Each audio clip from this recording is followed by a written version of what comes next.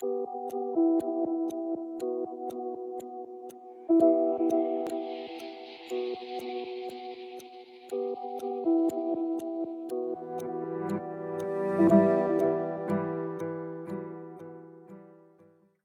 श्री अकाल जी, मैं रविदीप स्वागत करती हाँ साडे दर्शकों का साडे प्रोग्राम सांझियां गल्लां दे विच।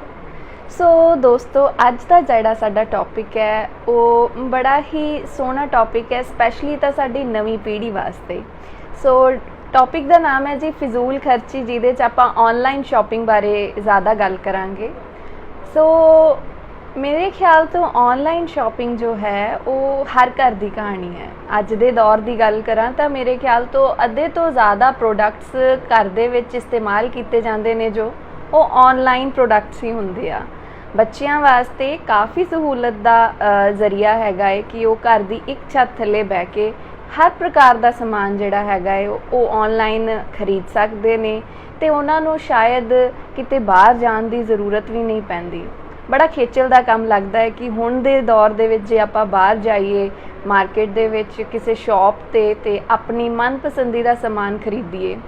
सो साडे नाल इस प्रोग्राम दे विच हाज़र ने मैडम इंद्रजीत कौर जी। स्वागत करते हैं मैडम तुहाडा साडे प्रोग्राम। सत श्री अकाल। सो अज का जो साडा टॉपिक है जी ऑनलाइन शॉपिंग, स्पैशली साडी नवीं पीढ़ी वास्ते। सो ऑनलाइन शॉपिंग का जिहड़ा ट्रेंड अजकल तुसीं देख रहे हो, इहनूं तुसीं कितना जायज़ मानते हो? थोड़े अकॉर्डिंग कितना वैलिड है ये टॉपिक डिस्कस करना? हाँ जी, बड़ा ही सोहना विषय चुनिया तुसीं अज दा जो है कि ऑनलाइन शॉपिंग। देखो, कोई भी काम जो आप शुरू करते हाँ ਜਾਂ कोई व्यापार, कोई दुकानदारी, कोई भी काम शुरू होंदा है तो वो ये सोच के होंदा है कि उसके फायदे होण। हाँ जी, बिल्कुल। फायदे नूं लैके वो काम शुरू किया जाता है। बिल्कुल। पर जदों वो फायदे लेंदे होए कुछ ज़्यादा असैस विच कोई काम हो जाए, हाँ जी, भी ज़्यादा ओवर हो जाए, फिर वो उस दियां जिहड़ियां हन नुकसान वालियां गल्लां बन जांदियां हैं, डिस क्वालिटीज़ हो जांदियां हैं। हाँ जी। ते शुरू विच तां बड़ा अच्छा लगदा सीगा ऑनलाइन शॉपिंग, भी कोई भी चीज़ तुसीं लैनी है ते तुसीं उसनूं किसी भी जिहड़ी हैगी प्रोडक्ट नूं ऑनलाइन देखो, पसंद करो तो सिलैक्ट करो तो उसनूं फिर ऑर्डर कर दो। बिल्कुल। इस विच ये है कि तुसीं घर बैठे उस चीज़ मंगवा सकते हो। हाँ जी। दूजा कि टाइम जिहड़ा है वो बच जाता, किते जाना नहीं पैंदा। तीजा उस दे विच डिस्काउंट मिलता है, जिस करके हर कोई तैयार हो जाता है कि ऑनलाइन शॉपिंग हो रही है। बहुत सारिया जिहड़ियां कंपनियां ने वो ऐड दिंदियां रहिंदियां ने कि असीं डिस्काउंट किया होया है, ते ना चाहते हुए भी बंदा जिहड़ा है सोच लैंदा है ते वो उस चीज़ नूं मंगाउण दा ऑर्डर दे दिंदा है। बिल्कुल। इस तो फायदा ये भी होया है कि बहुत सारे जिहड़े अज दे युवा बच्चे ने जिहड़े बेरोज़गार सी उन्हां नूं रोज़गार मिल गया जदों होम डिलीवरी करते हैं। हाँ जी। ते उन्हां नूं एक काम मिल गया। हाँ जी। इस चीज़ का फायदा है। हाँ जी। पर थोनों नहीं लगता कि ऑनलाइन शॉपिंग दे आउण नाल मेरे ख्याल तो काफ़ी हद तक जे आपां कहिए सुविधावां आईयां हन ते इहदे नुकसान भी देखण नूं मिलदे आ।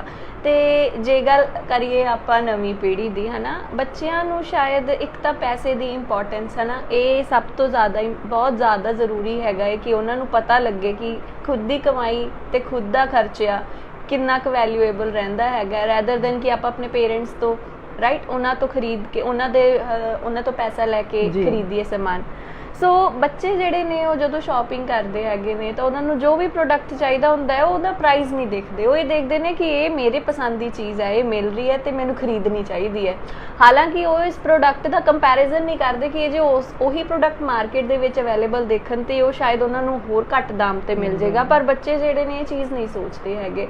सो इत्थे तुसीं किहनूं कसूरवार मानते हैगे हो कि बच्चों नूं शायद पैसे की इंपॉर्टेंस या फिर वैल्यू नहीं दसी जाती हैगी इन्हां चीज़ां दी, या फिर उन्हां नूं मतलब ये चीज़ जिहड़ी हैगी कंटिन्यू रखनी चाहिए है? जी नहीं, मैं इत्थे गल जरूर कहांगी कि शॉपिंग करो तुसीं, हाँ जी, पर उस शॉपिंग वास्ते तुहानूं पहलां ਨੌਲੇਜ ਹੋਣੀ ਚਾਹੀਦੀ ਹੈ।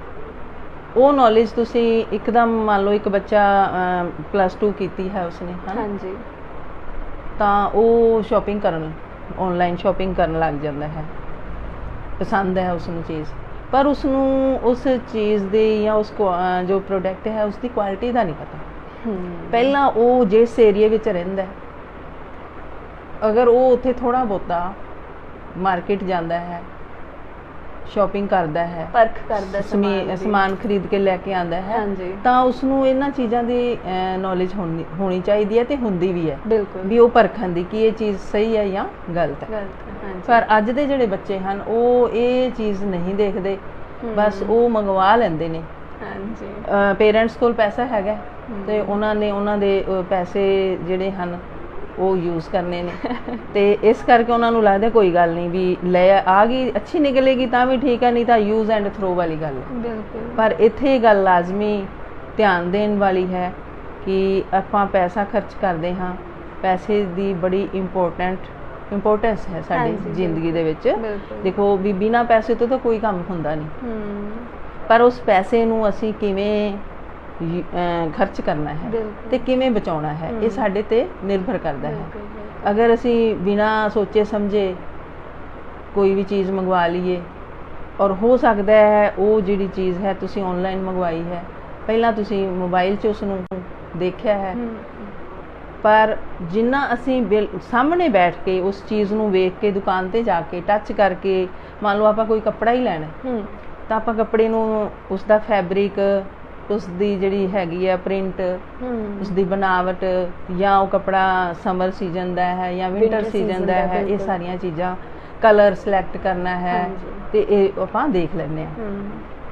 ਪਰ ਫੋਨ ਤੇ ਜਦੋਂ ਅਸੀਂ ਉਸ ਚੀਜ਼ਾਂ ਸਿਲੈਕਟ ਕਰਦੇ ਹਾਂ, ਲਾਈਟ ਦੀ ਰੋਸ਼ਨੀ ਦੇ ਵਿੱਚ ਉਹਦਾ ਕਲਰ ਕੁਝ ਹੋਰ ਹੁੰਦਾ ਹੈ, ਤੇ ਜਦੋਂ ਸਾਡੇ ਸਾਹਮਣੇ ਘਰੇ ਆਉਂਦੀ, ਅਸੀਂ ਜਦੋਂ ਖੋਲ ਕੇ ਦੇਖਦੇ ਹਾਂ, ਖੁਸ਼ੀ ਤਾਂ ਹੁੰਦੀ ਹੈ, ਅਸੀਂ ਇੰਤਜ਼ਾਰ 'ਚ ਬੈਠੇ ਹਾਂ ਵੀ ਮੰਨ ਲਓ ਅਸੀਂ ਸੂਟ ਆਰਡਰ ਕੀਤਾ, ਪਰ ਜਦੋਂ ਅਸੀਂ ਬੜੇ ਚਾਵਾਂ ਨਾਲ ਉਸ ਨੂੰ ਖੋਲ੍ਹਦੇ ਹਾਂ, ਫਿਰ ਦੇਖਦੇ ਹਾਂ ਨਾ ਬਈ ਇਹ ਕੀ ਹੋਇਆ, ਮੈਂ ਤਾਂ ਕਲਰ ਬੜਾ ਅੱਛਾ ਲੱਗ ਰਿਹਾ ਸੀ ਪਰ ਇਹ ਕਲਰ ਕੁਝ ਬ੍ਰਾਈਟ ਹੋ ਗਿਆ ਜਾਂ ਲਾਈਟ ਹੋ ਗਿਆ, ਹੈ ਨਾ, ਤੇ ਉਦੋਂ ਫਿਰ ਜਿਹੜਾ ਮਨ ਥੋੜਾ ਜਿਹਾ ਉਹ ਹੋ ਜਾਂਦਾ, ਉਦਾਸ ਹੋ ਜਾਂਦਾ ਵੀ ਗਲਤੀ ਕੀਤੀ। ਤੇ ਇਸ ਪੱਖੋਂ ਜਿਹੜਾ ਹੈ ਕਿ ਉਹ ਚੀਜ਼ਾਂ ਖਰੀਦੀਆਂ ਜਾਣੀਆਂ ਜਿਹੜੀਆਂ ਸਾਨੂੰ ਆਪਣੇ ਏਰੀਏ 'ਚ ਨਾ ਮਿਲਦੀਆਂ ਹੋਣ, ਬਿਲਕੁਲ ਬਈ ਆਨਲਾਈਨ ਹੀ ਮੰਗਵਾਉਣੀਆਂ ਪੈਣੀਆਂ ਨੇ, ਜ਼ਰੂਰੀ ਹੈ, ਤੇ ਅਸੀਂ ਉਹ ਮੰਗਵਾਈਏ। ਜਾਂ ਬਹੁਤ ਅੱਛਾ ਪ੍ਰੋਡਕਟ ਹੈ, ਤੁਹਾਨੂੰ ਤਸੱਲੀ ਹੈ, ਵਿਸ਼ਵਾਸ ਹੈ, ਔਰ ਉਸ ਉੱਤੇ ਡਿਸਕਾਊਂਟ ਮਿਲ ਰਿਹਾ, ਜਿਵੇਂ ਦਿਨ ਤਿਉਹਾਰ ਵਗੈਰਾ ਆਉਂਦੇ ਨੇ, ਕੋਈ ਤਿਉਹਾਰਾਂ 'ਤੇ ਉਹ ਚੀਜ਼ਾਂ ਸਾਨੂੰ ਵਧੀਆ ਸਸਤੇ ਵਿੱਚ ਮਿਲ ਜਾਂਦੀਆਂ ਨੇ, ਤਾਂ ਉਹ ਮੰਗਵਾਈਆਂ ਜਾਣ।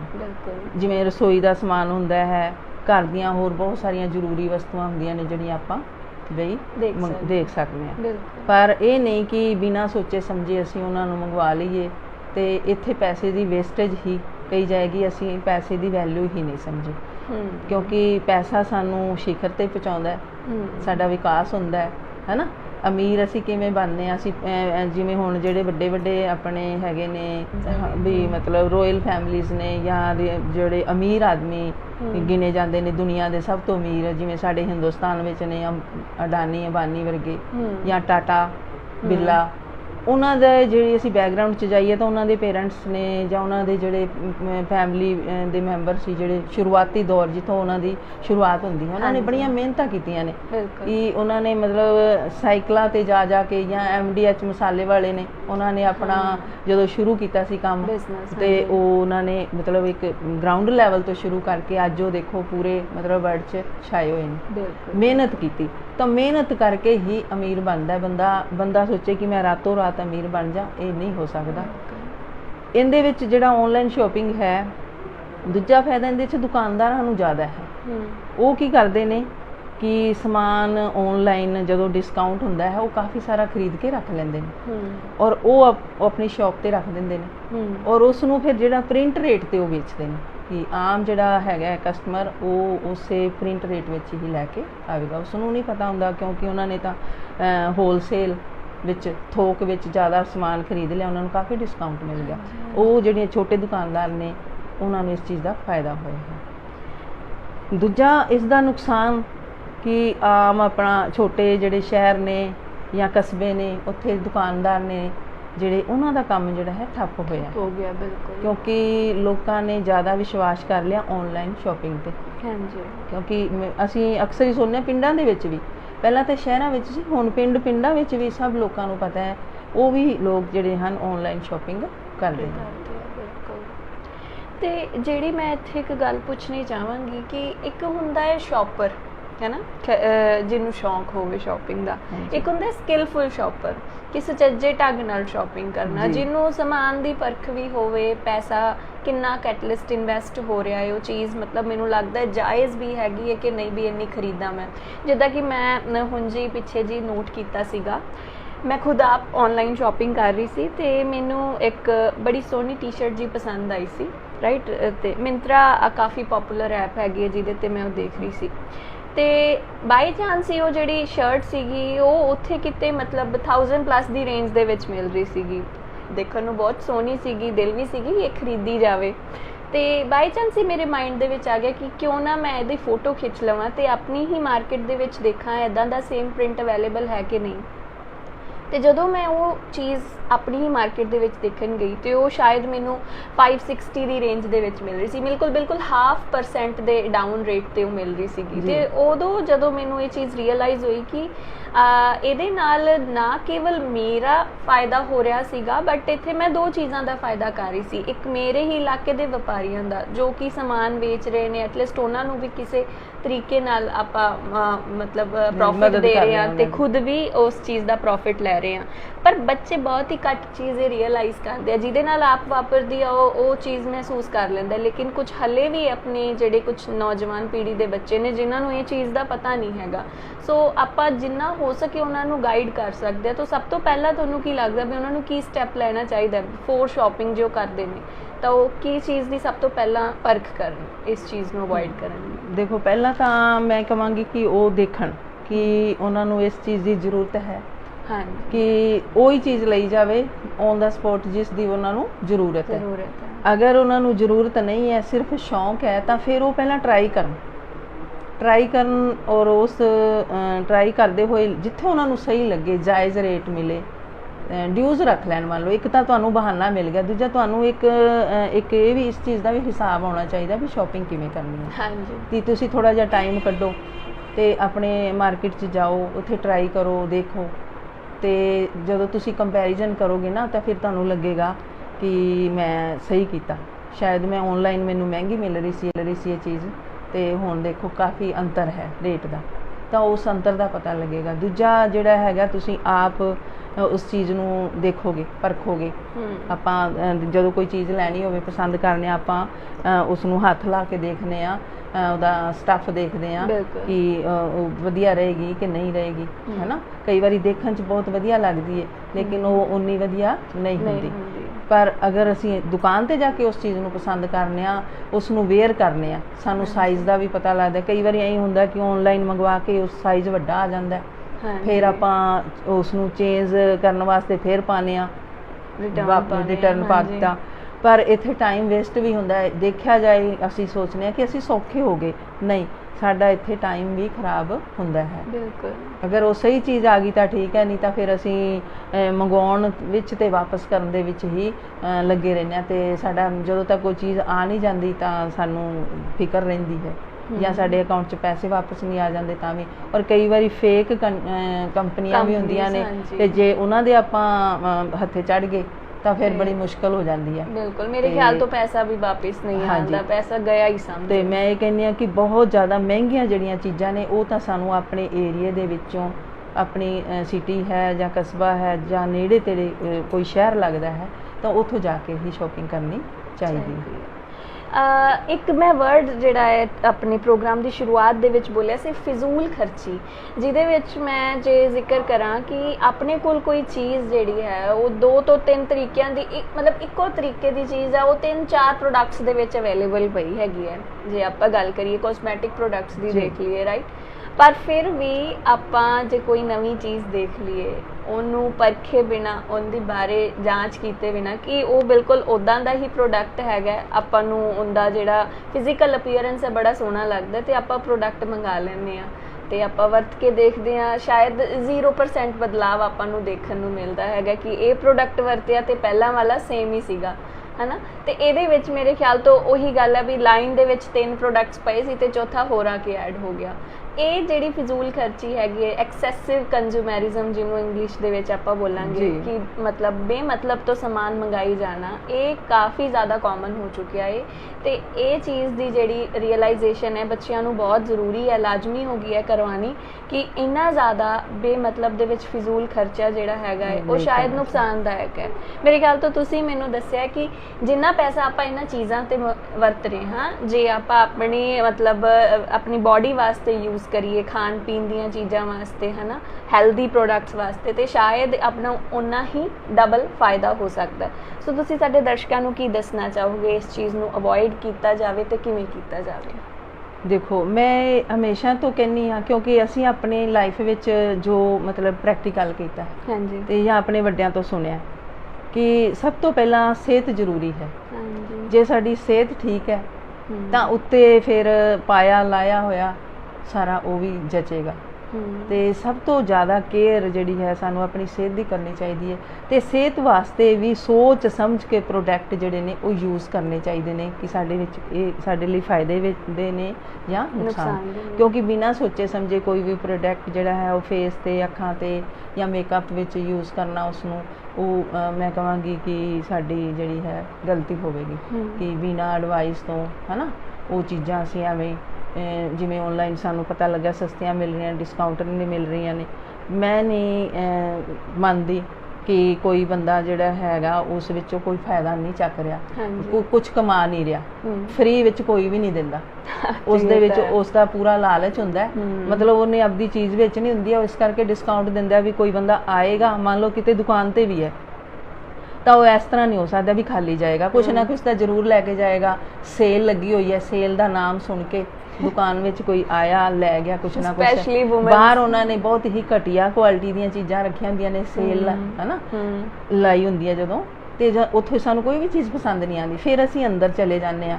ਅੰਦਰ ਮੈਨੂੰ ਨਹੀਂ ਲੱਗਦਾ ਕੋਈ ਲੇਡੀ ਜਿਹੜੀ ਹੈ ਖਾਲੀ ਆਉਂਦੀ ਹੋਵੇਗੀ, ਕੁਛ ਨਾ ਕੁਛ ਤਾਂ ਜ਼ਰੂਰ ਲੈ ਆਉਂਦੀ। ਫਿਰ ਨਾ ਚਾਹੁੰਦੇ ਹੋਏ ਵੀ ਸ਼ਾਪਿੰਗ ਇੱਕ ਅਟਰੈਕਟਿਵ ਦਾ ਵਿਸ਼ਾ ਬਣਾਇਆ ਹੋਇਆ ਉਹਨਾਂ ਨੇ ਕਿ ਉਹਨਾਂ ਨੇ ਉਹਦਾ ਸਮਾਨ ਵੇਚਣਾ, ਤੇ ਉਹ ਤਾਂ ਉਹਦਾ ਸਮਾਨ ਵੇਚ ਰਹੇ ਨੇ ਤੇ ਅਸੀਂ ਉਹਦੇ ਪੈਸੇ ਨੂੰ ਵੇਸਟ ਕਰਦੇ ਹਾਂ। ਤੇ ਪੈਸੇ ਦੀ ਇੰਪੋਰਟੈਂਸ ਨੂੰ ਸਮਝਣਾ ਚਾਹੀਦਾ ਤੇ ਤੁਸੀਂ ਉਹਦਾ ਜਿਹੜਾ ਹੈ ਪੈਸਾ ਉਹ ਜਮ੍ਹਾਂ ਰੱਖੋ ਜਦੋਂ ਜ਼ਰੂਰਤ ਹੈ, ਔਰ ਵਧੀਆ ਕੁਆਲਿਟੀ ਦੀ ਚੀਜ਼, ਅੱਛਾ ਪੈਸਾ ਇਕੱਠਾ ਕਰੋ, ਵਧੀਆ ਕੁਆਲਿਟੀ ਦੀ ਚੀਜ਼ ਲਓ। ਕਹਿੰਦੇ ਨਾ ਕਿ ਸਸਤਾ ਰੋਏ ਬਾਰ-ਬਾਰ ਤੇ ਮਹਿੰਗਾ ਰੋਏ ਇੱਕ ਵਾਰ।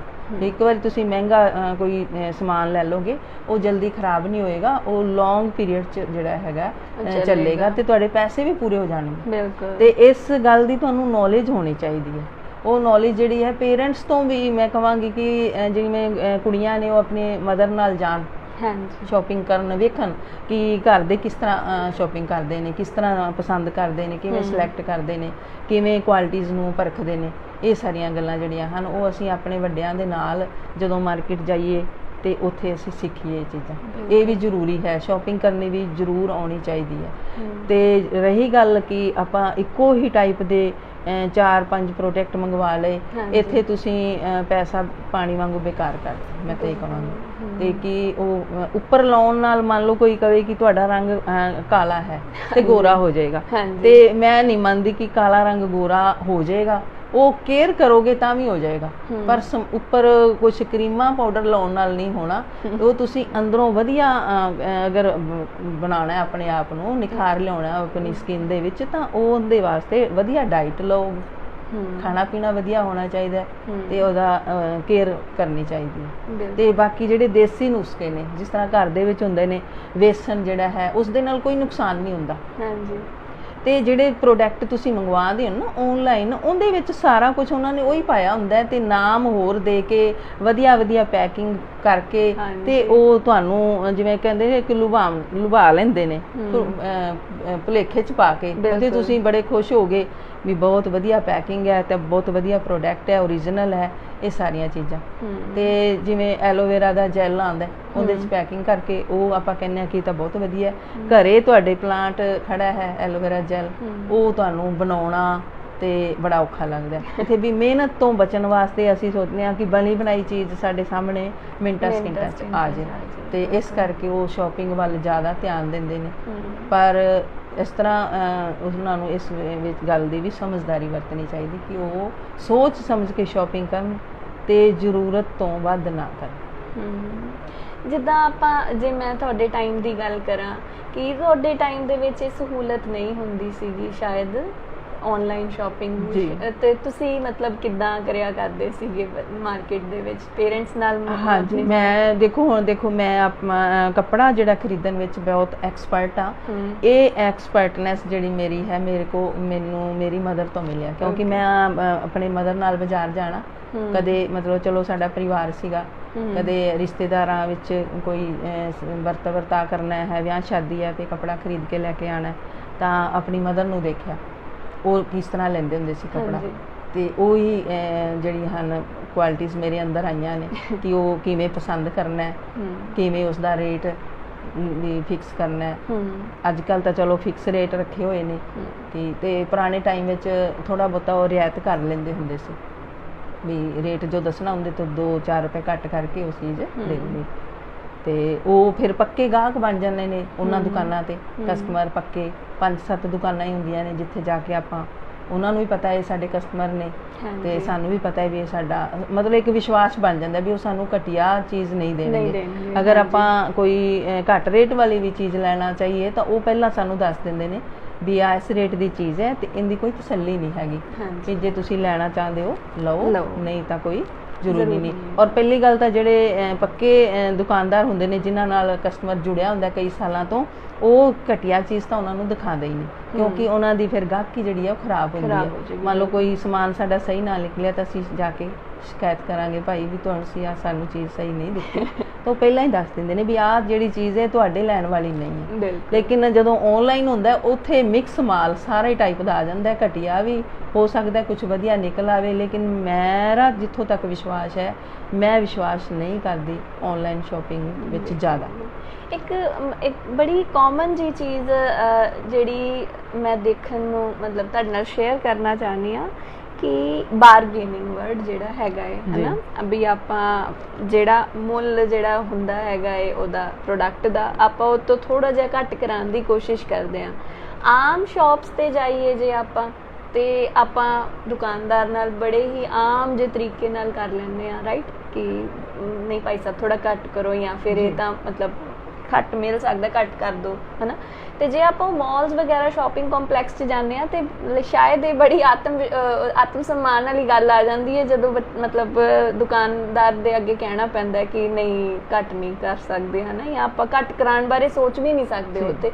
ਇਹ ਚੀਜ਼ ਕਿਉਂ ਲੋਕਾਂ ਦੇ ਵਿੱਚ ਕਾਮਨ ਹੈ, ਤੇ ਮਤਲਬ ਕਿਉਂ ਪੱਖਪਾਤ ਹੋ ਰਿਹਾ ਵੀ ਆਮ ਵਪਾਰੀਆਂ ਨਾਲ ਤਾਂ ਆਪਾਂ ਬੜੇ ਹੀ ਆਰਾਮ ਨਾਲ ਬਾਰਗੇਨਿੰਗ ਕਰ ਲੈਂਦੇ ਹਾਂ, ਪਰ ਬਾਹਰ ਸ਼ਾਇਦ ਸ਼ਾਪਿੰਗ ਕੰਪਲੈਕਸਿਸ 'ਚ ਜਾ ਕੇ ਆਪਾਂ ਨੂੰ ਇਹ ਚੀਜ਼ ਬਹੁਤ ਔਕਵਰਡ ਲੱਗਦੀ ਹੈ।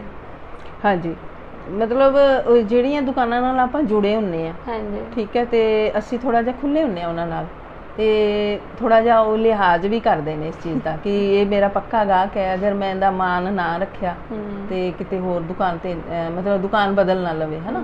ਜਿਵੇਂ ਆਪਾਂ ਖਾਣ ਪੀਣ ਦਾ ਸਮਾਨ ਲਿਆਉਂਦੇ ਆ ਜਾਂ ਹੋਰ ਵਰਤੋਂ ਦੀਆਂ ਚੀਜ਼ਾਂ, ਘਰ ਦੇ ਵਿੱਚ ਬਹੁਤ ਸਾਰੀਆਂ ਚੀਜ਼ਾਂ ਜਿਹੜੀਆਂ ਨੇ ਆਪਾਂ ਅਲੱਗ-ਅਲੱਗ ਦੁਕਾਨਾਂ ਤੋਂ ਲੈ ਕੇ ਆਉਂਦੇ, ਹਾਂਜੀ, ਤੇ ਉਹ ਅਸੀਂ ਉਹਨਾਂ ਨਾਲ ਕਹਿੰਦੇ ਆ ਜੋ। ਪਰ ਹੁਣ ਤਾਂ ਮੈਂ ਕਹਾਂਗੀ ਕਿ ਉਹਨਾਂ ਦੇ ਵਿੱਚ ਵੀ ਬਦਲਾਵ ਆ ਗਿਆ, ਬਿਲਕੁਲ, ਵੀ ਮਹਿੰਗਾਈ ਹੋ ਚੁੱਕੀ ਹੈ ਤੇ GST ਵਗੈਰਾ ਵੀ ਲੱਗਦਾ ਹੈ, ਪਰ ਹੁਣ ਉਹ ਉਹਨਾਂ ਰੇਟ ਘੱਟ ਨਹੀਂ ਕਰਦੇ, ਵੀ ਉਹਨਾਂ ਨੇ ਇਸ ਬਾਰਗੇਨਿੰਗ ਤੋਂ ਬਚਣ ਵਾਸਤੇ ਫਿਕਸ ਰੇਟ ਹੀ ਕੀਤੇ ਹੋਏ ਨੇ। ਬਸ ਉਹ ਦੁਕਾਨਦਾਰ ਮਿਲੇਗਾ ਜਿਹੜਾ ਵਿਚਾਰੇ ਦਾ ਜਿੰਦਾ ਥੋੜਾ ਜਿਹਾ ਕੰਮ ਥੋੜਾ ਮੰਦਾ ਚੱਲਦਾ, ਤੇ ਉਹ ਭਾਵੇਂ ਔਰ ਉਹਦੇ ਕੋਲ ਮਿਕਸ ਜਿਹਾ ਸਮਾਨ ਰੱਖਿਆ ਹੋਵੇਗਾ ਜਿੰਦੇ ਵਿੱਚ ਉਹਦਾ ਮਾਰਜਨ ਵੀ ਹੋਏਗਾ ਤੇ ਗਾਹਕ ਵੀ ਖੁਸ਼ ਹੋ ਜਾਏਗਾ, 2 ਰੁਪਏ ਘੱਟ ਵੀ ਕਰ ਦੇਗਾ, ਦੋਨੋਂ ਚੀਜ਼ਾਂ।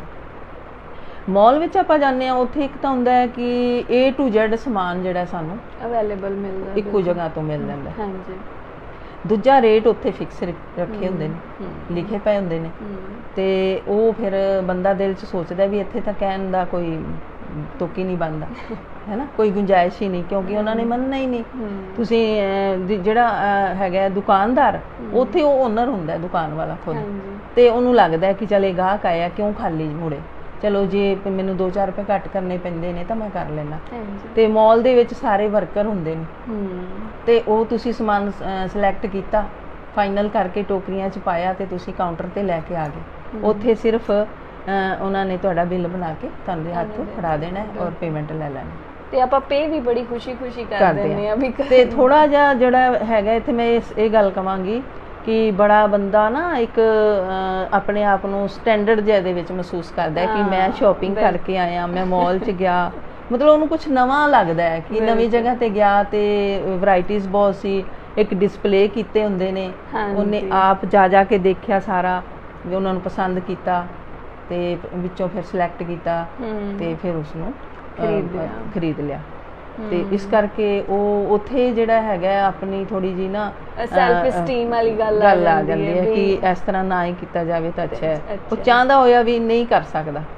ਅਕਸਰ ਜਿਵੇਂ ਫੈਮਿਲੀ ਦੇ ਵਿੱਚ ਕੁਝ ਮੈਂਬਰ ਤਾਂ ਜਿਹੜੇ ਐਡਵਾਂਸ ਨੇ, ਪੜ੍ਹੇ ਲਿਖੇ ਬੱਚੇ ਨੇ, ਉਹਨਾਂ ਨੂੰ ਪਤਾ ਪੈਸੇ ਹੈਗੇ ਨੇ ਤੇ ਉਹ ਨਹੀਂ ਕਹਿਣਾ ਚਾਹੁੰਦੇ, ਔਰ ਉਹ ਕਈ ਵਾਰੀ ਆਪਣੇ ਜਿਹੜੇ ਵੱਡੇ ਹੁੰਦੇ ਨੇ ਨਾਲ, ਜਿਨ੍ਹਾਂ ਨੇ ਸਮਾਨ ਖਰੀਦਿਆ ਹੁੰਦਾ ਹੈ ਦੁਕਾਨਾਂ ਤੋਂ, ਉਹਨਾਂ ਨੂੰ ਲੱਗਦਾ ਹੈ ਕਿ ਮਹਿੰਗੀ ਲੱਗ ਰਹੀ ਹੈ, ਪਰ ਬੱਚੇ ਕਹਿਣਗੇ ਨਹੀਂ ਠੀਕ ਹੈ, ਇਹਦਾ ਰੇਟ ਇੰਨਾ ਹੀ ਹੈ, ਤਾਂ ਉੱਥੇ ਉਹਨੂੰ ਵੀ ਫਿਰ ਜਿਹੜਾ ਹੈ ਕੰਪਰੋਮਾਈਜ਼ ਕਰਨਾ ਪੈਂਦਾ। ਹਾਂਜੀ। ਤੇ ਉਹ ਫਿਰ ਸਾਇਲੈਂਟ ਰਹਿਣ ਵਾਲੀ ਗੱਲ ਹੈ ਵੀ ਉਹ ਸਾਇਲੈਂਟ ਹੀ ਰਹਿੰਦਾ, ਵੀ ਕੁਝ ਨਹੀਂ ਕਿਹਾ। ਜ਼ਿਆਦਾਤਰ ਆਪਾਂ ਬੱਚਿਆਂ 'ਚ ਦੇਖਦੇ ਹਾਂ ਵੀ ਉਹਨਾਂ ਨੂੰ ਬਹੁਤ ਅਜੀਬ ਲੱਗਦਾ ਜਦੋਂ ਉਹਨਾਂ ਦੇ ਪੇਰੈਂਟਸ ਉਹਨਾਂ ਦੇ ਨਾਲ ਹੋਣ ਤੇ ਉਹ ਸ਼ਾਪਸ ਤੇ ਜਾ ਕੇ ਜਦੋਂ ਬਾਰਗੇਨਿੰਗ ਕਰਦੇ ਨੇ ਤੇ ਉਹ ਬਿਲਕੁਲ ਕੋਸ਼ਿਸ਼ ਕਰਦੇ ਆ, ਜਾਂ ਤਾਂ ਇਸ਼ਾਰਿਆਂ ਦੇ ਵਿੱਚ ਜਾਂ ਫਿਰ ਉਹਨਾਂ ਨੂੰ ਮਜਬੂਰ ਕਰ ਦਿੱਤਾ ਜਾਂਦਾ ਬੋਲਣ ਵੀ ਨਹੀਂ ਪਾਪਾ, ਨਹੀਂ ਮੰਮਾ, ਰਹਿਣ ਦਿਓ, ਇੰਨਾ ਹੀ ਹੈ, ਤੁਸੀਂ ਪੈਸੇ ਦਿਓ। ਸੋ ਕਾਰਡ ਸਵਾਈਪ ਕਰਾਓ ਜ਼ਿਆਦਾਤਰ, ਹੈ ਨਾ। ਤੇ ਇਹ ਜਿਹੜੀ ਚੀਜ਼ ਹੈਗੀ ਹੈ ਬੱਚਿਆਂ ਨੂੰ ਰੀਅਲਾਈਜ਼ ਕਰਨੀ ਚਾਹੀਦੀ ਹੈ ਕਿ ਜੇ ਆਪਣੇ ਪੇਰੈਂਟਸ ਟੋਕ ਰਹੇ ਆ ਜਾਂ ਫਿਰ ਜੇ ਆਪਣੇ ਪੇਰੈਂਟਸ ਨੂੰ ਲੱਗਦਾ ਵੀ ਇੱਥੇ ਘੱਟ ਵੱਧ ਹੋ ਸਕਦਾ ਹੈ ਤਾਂ ਸ਼ਾਇਦ ਸੋਚ ਸਮਝ ਕੇ ਹੀ ਬੋਲਦੇ ਆ, ਕਿਉਂਕਿ ਐਵੇਂ ਕਰਨਾ ਤਾਂ ਕਿਸੇ ਨੂੰ ਵੀ ਨਹੀਂ ਪਸੰਦ, ਪਰ ਸਟਿਲ ਜੇ ਉਹ ਕਰਦੇ ਹੈਗੇ ਆ ਤਾਂ ਇਹਦੇ ਵਿੱਚ ਫਾਇਦਾ ਹੀ ਮੰਨ ਕੇ ਚੱਲੀਏ ਆਪਾਂ। ਸੋ ਬੜੇ ਸੋਹਣੇ ਵਿਚਾਰ ਸਾਂਝੇ ਕੀਤੇ ਮੈਡਮ ਇੰਦਰਜੀਤ ਨਾਲ ਆਪਾਂ। ਮੈਂ ਤੇ ਇੱਕ ਗੱਲ ਕਹਿਣੀ ਚਾਹਾਂਗੀ ਕਿ ਸਾਨੂੰ ਮਤਲਬ ਕੌਨਫੀਡੈਂਸ ਦੇ ਨਾਲ ਚੀਜ਼ ਨੂੰ ਖਰੀਦਣਾ ਚਾਹੀਦਾ ਹੈ ਕਿ ਜਲਦਬਾਜ਼ੀ ਨਹੀਂ ਕਰਨੀ ਚਾਹੀਦੀ। ਜਦੋਂ ਅਸੀਂ ਜਲਦਬਾਜ਼ੀ ਕਰਦੇ ਹਾਂ ਅਸੀਂ ਇੱਥੇ ਧੋਖਾ ਖਾਂਦੇ ਹਾਂ, ਕਈ ਵਾਰੀ ਗਲਤ ਚੀਜ਼ ਵੀ ਮਿਲ ਜਾਂਦੀ ਹੈ। ਤੇ ਫਿਰ ਦੂਜਾ ਹੁੰਦਾ ਕਿ ਅਗਰ ਆਪਾਂ ਦੁਕਾਨ ਤੋਂ ਚੀਜ਼ ਲੈ ਕੇ ਆਨੇ ਆ ਤਾਂ ਉਹ ਰਿਪਲੇਸਮੈਂਟ ਹੁੰਦੀ ਹੈ, ਬਿਲਕੁਲ ਵੀ ਚੇਂਜ ਕਰ ਲਈ। ਔਰ ਕਈ ਵਾਰੀ ਤਾਂ ਹੀ ਹੁੰਦਾ ਇਸ ਤਰ੍ਹਾਂ ਦੇ ਵੀ ਹੁੰਦੇ ਨੇ ਦੁਕਾਨਦਾਰ ਵੀ ਨਹੀਂ ਪਸੰਦ ਆਈ ਤਾਂ ਪੈਸੇ ਵੀ ਵਾਪਸ ਕਰ, ਲੇਕਿਨ ਆਨਲਾਈਨ ਦੇ ਵਿੱਚ ਤਾਂ ਤੁਹਾਡੇ ਪੈਸੇ ਫਸ ਗਏ, ਤੁਸੀਂ ਬਦਲੇ 'ਚ ਕੁਝ ਹੋਰ ਮੰਗਵਾਓ, ਨਹੀਂ ਤਾਂ ਠੀਕ ਹੈ ਚੱਕਰ ਕੱਟਦੇ ਰਹੋ, ਉਹ ਕਦੇ ਲੈ ਜਾਣਗੇ ਕਦੇ ਦੇ ਜਾਣਗੇ ਘਰ ਹੋਮ ਡਿਲੀਵਰੀ ਹੈ, ਪਰ ਤੁਸੀਂ ਖੁਸ਼ ਹੋ ਵੀ ਚੱਲ ਮੈਨੂੰ ਕਿਤੇ ਜਾਣਾ ਨਹੀਂ ਪਿਆ, ਲੇਕਿਨ ਇੱਥੇ ਟਾਈਮ ਜਿਹੜਾ ਹੈ ਉਹ ਵੇਸਟ ਹੋਏਗਾ, ਵੇਸਟ ਹੋਏਗਾ, ਇਨਡਾਇਰੈਕਟਲੀ ਵੇਸਟ ਹੋਏਗਾ। ਬਿਲਕੁਲ। ਸੋ ਦਰਸ਼ਕੋ, ਜਿੱਦਾਂ ਕਿ ਆਪਾਂ ਸੁਣਿਆ ਮੈਡਮ ਇੰਦਰਜੀਤ ਜੀ ਦੇ ਵਿਚਾਰ, ਤੇ ਜੋ ਕਿ ਅਸੀਂ ਗੱਲਾਂ ਸਾਂਝੀਆਂ ਕੀਤੀਆਂ, ਇਹਨਾਂ ਦੇ ਜਿਹੜੇ ਪੋਜ਼ਿਟਿਵ ਤੇ ਨੈਗੇਟਿਵ ਦੋਵੇਂ ਹੀ ਅਸੀਂ ਪੱਖ ਰੱਖੇ ਆ, ਤੇ ਆਸ ਕਰਦੇ ਹਾਂ ਕਿ ਤੁਸੀਂ ਇਸ ਪ੍ਰੋਗਰਾਮ ਨੂੰ ਸੁਣੋਗੇ, ਵਿਚਾਰ ਕਰੋਗੇ ਤੇ ਨਵੀਂ ਪੀੜ੍ਹੀ ਦੇ ਬੱਚੇ ਸਪੈਸ਼ਲੀ ਇਹ ਪ੍ਰੋਗਰਾਮ ਸੁਣ ਕੇ ਆਪਣੀ ਜ਼ਿੰਦਗੀ 'ਚ ਬਦਲਾਵ ਲੈ ਕੇ ਆਉਣਗੇ। ਆਨਲਾਈਨ ਸ਼ਾਪਿੰਗ ਜ਼ਰੂਰੀ ਵੀ ਹੈ, ਪਰ ਕਿਸ ਹੱਦ ਤੱਕ ਜ਼ਰੂਰੀ ਹੈ ਇਹ ਸਮਝਣਾ, ਇਹ ਪਰਖਣਾ ਬਹੁਤ ਜ਼ਰੂਰੀ ਹੈ। ਤੇ ਆਸ ਕਰਦੇ ਹਾਂ ਕਿ ਤੁਹਾਨੂੰ ਅੱਜ ਦਾ ਸਾਡਾ ਪ੍ਰੋਗਰਾਮ ਵਧੀਆ ਲੱਗਾ ਹੋਵੇਗਾ। ਅੱਜ ਲਈ ਇੰਨਾ ਹੀ। ਸਤਿ ਸ਼੍ਰੀ ਅਕਾਲ।